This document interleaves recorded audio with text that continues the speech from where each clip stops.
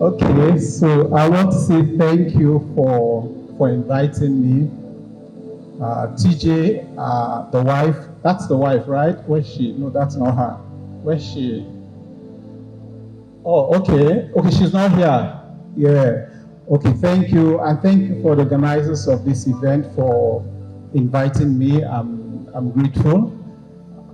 Even though it wasn't an easy decision to be here, I tell people I'm a tailor and I'm very much involved with production. So it's usually very difficult to pull me out of the factory. Extremely very difficult. And I don't know, somehow I just decided to honor the invitation to be here. And I'm happy I'm here. I'm happy I'm here. So thank you for inviting me. I was tempted to focus on my talk on basically how we use technology to improve our processes in Beyond Clothing and how technology beyond the sewing machine has enabled us to scale our business. But I guess I thought differently this morning when TJ called me, sent me a message and he said, let's do keynote speaking. So I want to take you through a journey of how we're able to build Beyond Clothing. My story is no different from a lot of you. I was somewhere in Port Harcourt and somebody was talking about Beyond Clothing and he said,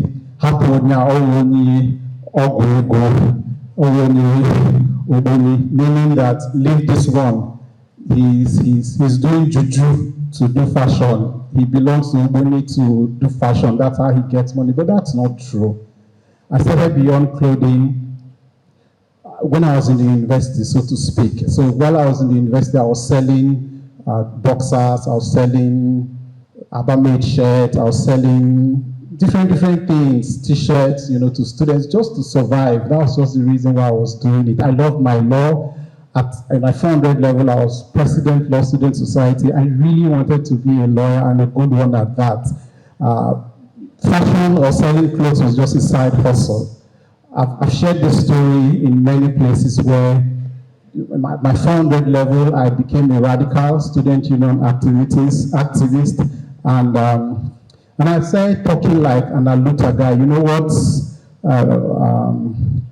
Shore does now? So we started doing it in school. And I have one of those pictures. Can you show that picture where I was standing on? Yes, so that's me addressing students in my 400 level.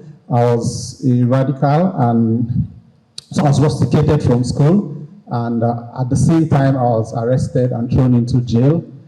And while I was in jail for this, and I was out of school, I started thinking about my life. And I made up my mind then. I said, I probably will never come out of this place and ever be a lawyer again. Because I was afraid. Then it was Abacha that was in government. And what led to this was that we were protesting, and the university came looking for two of us. That's Agada and that's me there.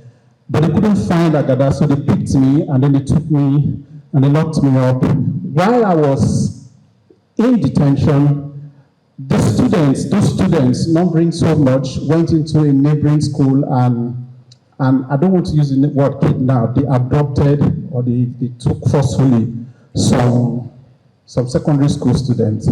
I had no idea that one of the children, or one of the child that they took, was the military governor of Plateau State's child. I had no idea. I was in detention, and I saw a woman who came crying and shouting, "Who is Prince Arthur Uche? Who is Prince Arthur Uche?"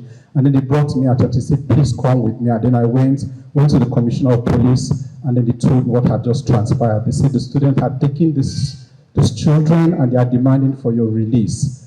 They said, if we don't release them, if we don't release you, they will not release. Please go back to the hostel and hand over these children back to me. So I went back to the hostel. Everybody was excited that they won. I got the kids and I handed them back to the police. That same night, something horrible happened. When you touch a civilian governor, it's not the same thing as when you touch a military governor. They practically emptied Rukuba barracks. Those who know Jos. They emptied Rukuba Barracks on the hostel. Beat the hell, started beating students from one end to the other. They were looking for me and this guy. So we ran out of the hostel and we escaped, we left Jos. But as God would have it, 2 weeks after, Abacha died. So when Abacha died, I knew that there was hope. So I came back to Jos and I submitted myself to the police. And they locked me up for a very long time until some activists everywhere gathered and ensured that the police take us to court. And so we're taken to court.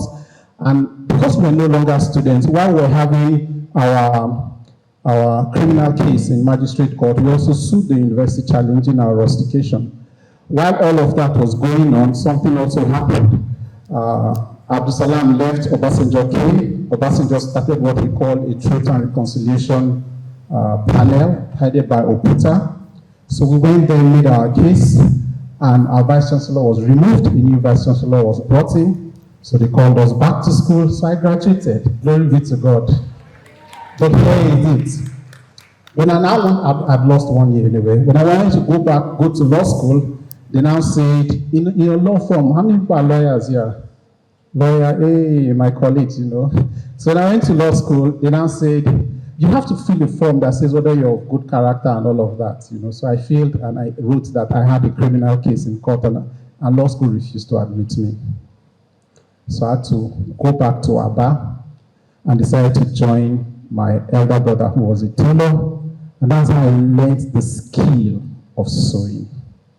That's how I learned how to sew. That's how I started beyond clothing. 1 year after, I went back to law school. They allowed me and I finished. But the day I left law school, I knew I was not going to do any other thing other than fashion and clothing. So that was how I started beyond clothing. But it hasn't been an easy journey. It has been a journey of self-discovery, a journey of trying different things, what works, what doesn't work. Because I started with just one sewing machine. I didn't start with money. I started with one room. I rented a flat. But even in that flat, I could only occupy one room in the flat. And I'll tell you the things I did to get to where we are today in Beyond Clothing.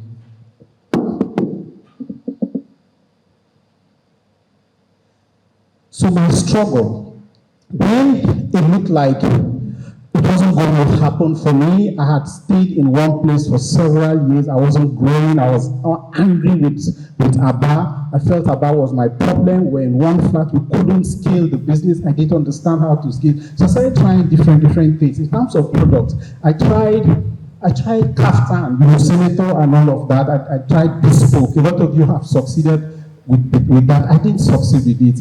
And then one day I just felt, you know what, maybe this is not my calling. And you know, in life, when you're doing something and you will be challenged, you won't see the glory, you will only see the troubles. And you have to be pivoting and trying to find out what works, what doesn't work. So one time Fela Duru started coming to Beyond, started coming to Aba to do programs. And can you show me those pictures where I wrote something about Fela Duru? And then I felt that, maybe fashion is not my calling, maybe speaking is my calling. I loved Fela and all of that and what they were doing. And so I decided that I was going to start speaking. So I actually left what I was doing, show me that picture where I had like a flyer with me on it written somewhere. So I started doing speaking, I started talking, invite me here, let me speak, that's my calling. And I left my practice, I left Beyond Clothing because I was disillusioned. So I tried that, but I wasn't really making money from that. And I said, maybe I should try something else. And I'll tell you how we started doing very well. It's called innovation. I was asked to speak about innovation. Whatever you're doing today, whether it is bespoke, whether it is uniforms, whether it is t-shirts like we do, whether it is fashion things like women clothes and all of that, try and be very innovative in what you do. Try and be very creative in what you do. You just might not know where you're going to make your money. So where we started making money was when we started doing costumes. And I want to show that video to you. Do you have that? Went to South Africa video, costumes video. I'm going to be talking, okay, that's it. Yeah, please. Hi, No, my not name this is one. Uche. I'm a Not this one. Yeah, this.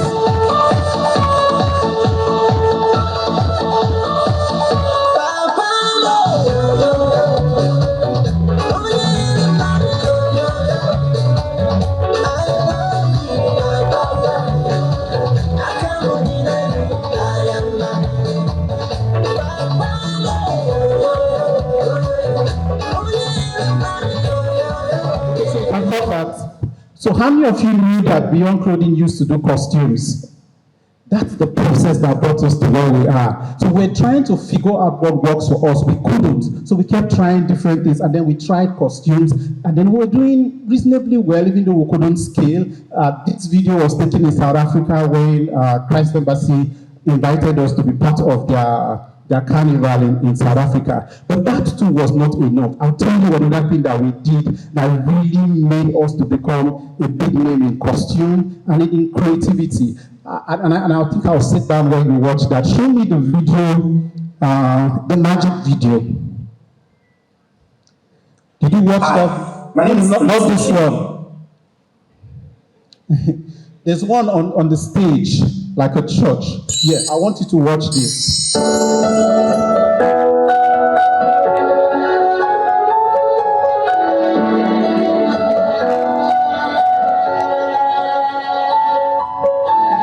I'm trying to remember why I was created. No one was attracted to me, so I dressed up, makeover. How do I look? I think I look good.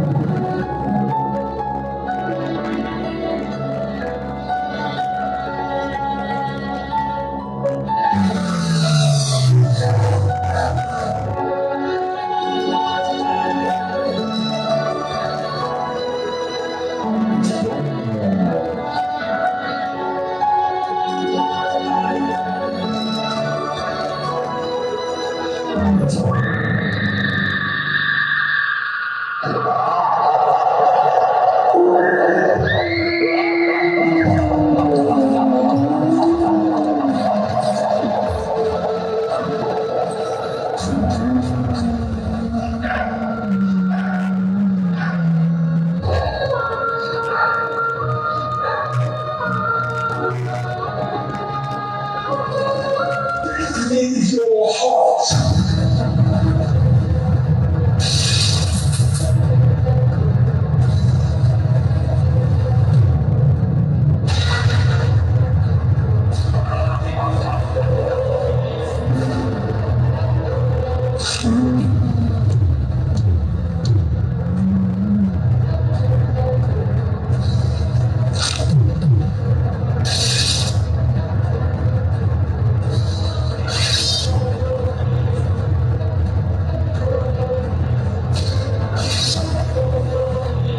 Give me your heart.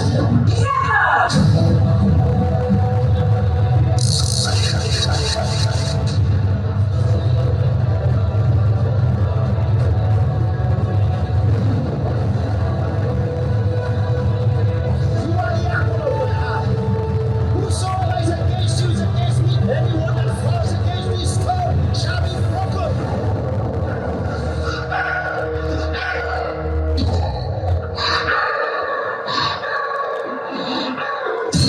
What has it been?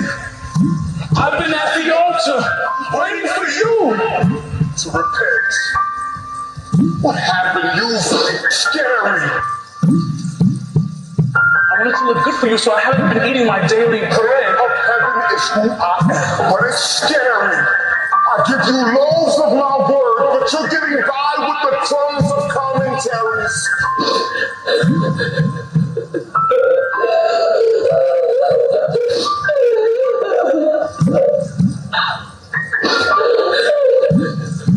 He spoke to me. The word is so sweet.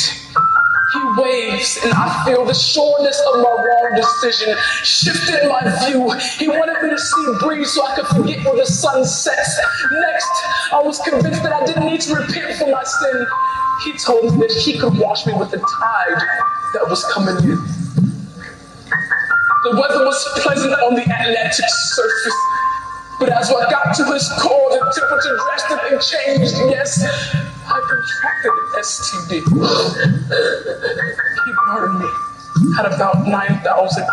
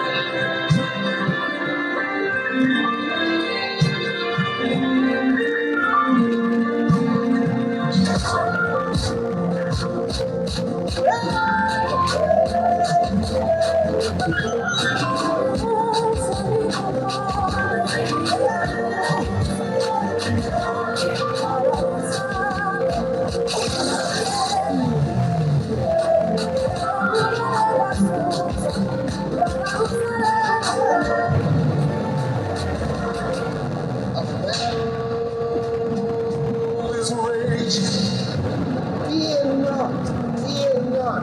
Refuse to flee all the demons and devils of hell. The weapons of our warfare are not carnal, but mighty through God. The angels of the strongholds in the mind are scattered by the power of the Holy Ghost.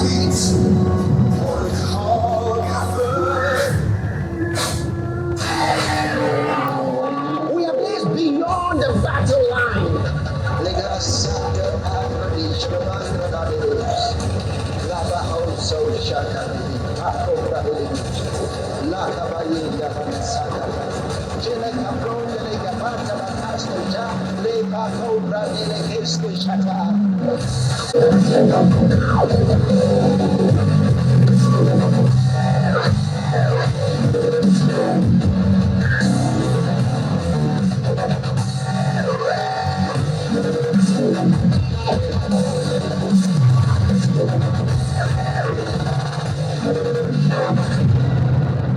Satan may say, look, we are still fighting. I said, devil, you are defeated and you are behind. In the name of the Lord of hosts, whom you have defied, I will take your head off of your shoulders today, and the whole world shall know this day that there is a God in Israel. From tonight, I put you on the run.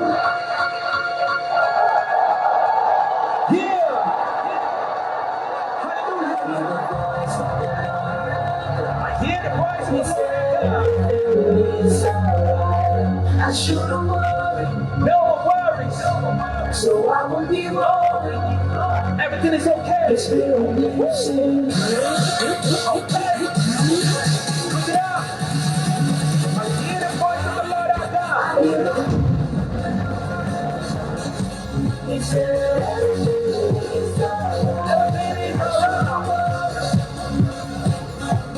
So thank you. So that's Prince Uche as a magician, and that's me showing how creative you can be in whatever you do. So I practically scripted everything. I did all the costumes by my hand. You won't see my picture there. You won't see me there, but I did everything, to do that. Now, when I started doing carnival costume, everybody was doing costumes those days in Calabar. And when we did the very first year we started doing costume. We won best band. That year I just joined Master Blaster. Master Blaster had not won Carnival for like 12 years. We joined that year, they won. The next year I decided I was going to do something different. So I brought this to the stage. I don't have that video for the Carnival proper, but it changed everything in Calabar Carnival. For the very first time in Calabar Carnival, when we're moving because the whole show ends up in the stadium, the stadium was packed full because they had never seen a costumier who would come to the stage and decide to do magic. That tells me something about what we do, that no matter what you do, try and add some level of creativity, try and add some level of unexpectedness in what you do. It will raise up your profile, it will put you in a class where people struggle to be. This show, or doing this thing, took us to I think one country, and it took us all over Nigeria. We're going to perform in different places. We even performed at Goodluck Jonathan's daughter's wedding. We came to Lagos here, we performed, and all of that increased my profile. But I was doing all of this to try and figure out myself. It was like self-discovery. Prince Uche, what are you really called to do?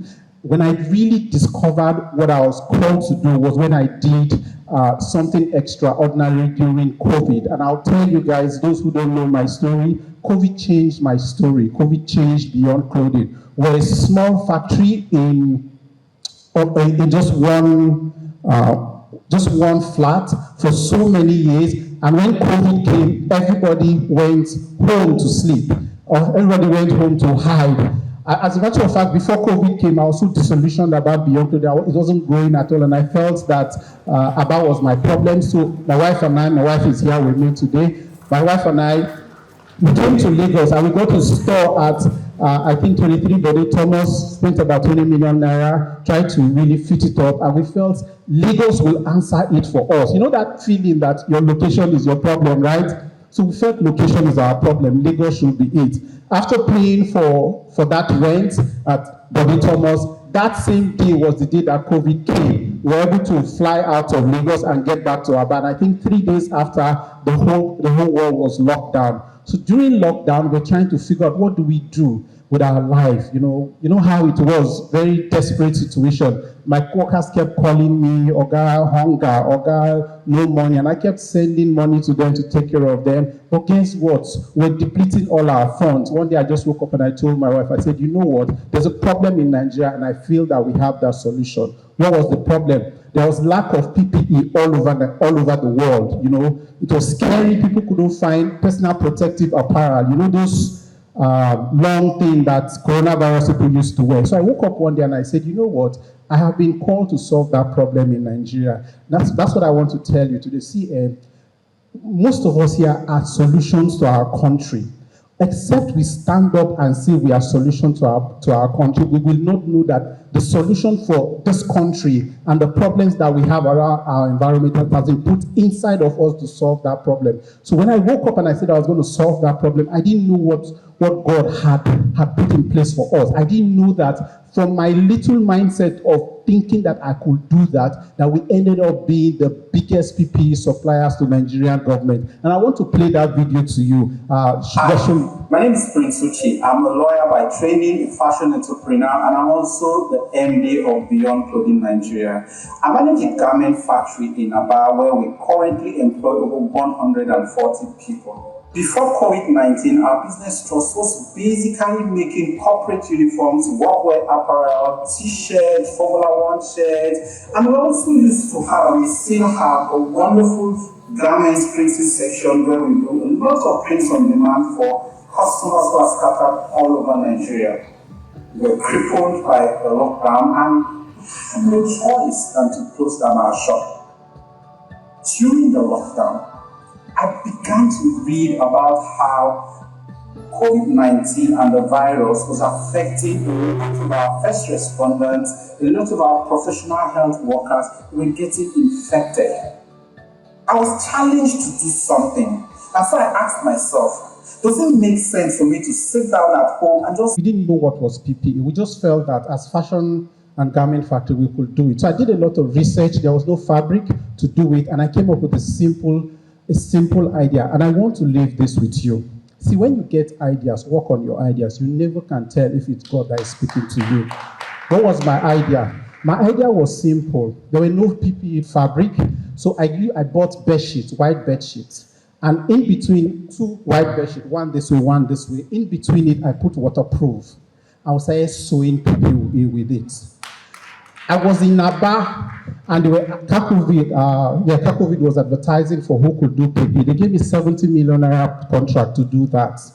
That was not enough. Nigerians in diaspora saw my video and gave me about 12 million naira. Calabar, Cross River State government gave me about 10 million naira, but the big one, we won a contract worth 2 billion naira because of this. Just a simple idea that I just said, can I do this? Of course, we didn't continue to do the way we started by waterproof and all of that. We eventually found out the best way to do PPE. We went to NAFDAC. NAFDAC gave us certification. At that time until today, we happen to be the only company with the certification to produce PPE in Nigeria. Innovation. I want to end by telling you something about technology, because we're here for technology. But I couldn't scale beyond clothing. I couldn't scale beyond clothing because we didn't have the right tools. We needed to understand the Chinese system of manufacturing. And when you guys watch all of those videos that I go to China and I try to share a bit of it with Nigerians just to see my journey and to be able to learn whatever they can pick from us. So I go to Chinese companies and I sit down, myself and my wife, and we study their processes. How do they do this? How do they manufacture? How come they can sell abroad? We cannot sell? How come they have our market and we don't even have our own market? Those are all the questions that ring in my mind. One of the things that they do is that they adopt a lot of technology in what they do. I'm sure some of you have seen some of the CAD pattern software that we use. We also use a software called SuperNesta. SuperNesta is one software that they use that make it difficult for you to compete with them. So I'll tell you how SuperNesta works. SuperNesta calculates the number of fabric minimally that you can use to sew shirts. So I'll give you an example. Say you want to sew a shirt now, maybe a school uniform shirt. You see a Chinese shirt that will be sold for 5,000, 6,000. If you produce your own shirt, your cost of production will go to 10,000. Why? It's technology.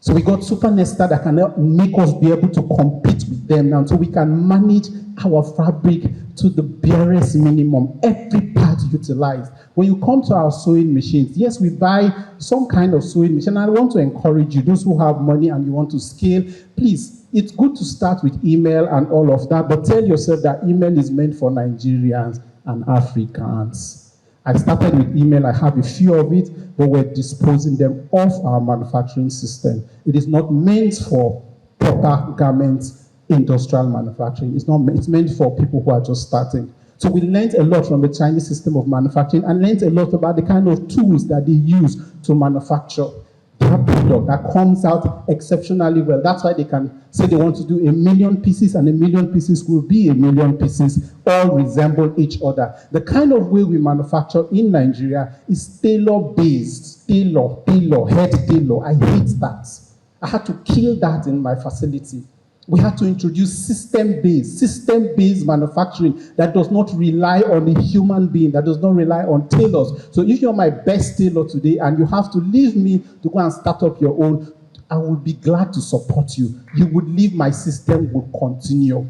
My system is not based on any tailor. And you have to be able to use data in your manufacturing, put them in your CAD, and it will work for you. So once you do one product, you save it in your system, you save all the processes of manufacturing, you use technology, and you put it in the cloud. You will never lose it anytime. So you solve one problem today, 10 years time. There are certain things we produce in Beyond Clothing today that we solved like 10 years ago. So if we have to produce it, maybe the guys who worked on that have left us like 6 years ago. All we do is that, oh, what's that thing called? Oh, I see it. All the instructions of how to do it is there. You give it to the next person, plug in and play, he produces.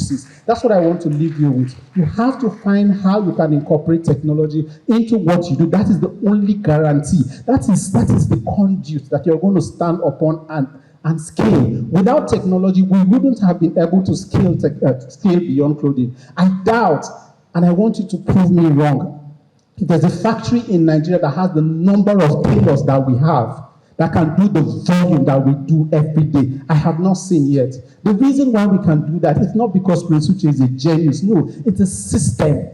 And I want to leave you with this. Move your factory, your production from tailor, using tailor as a skill, tailor model to system model. Thank you very much for your time.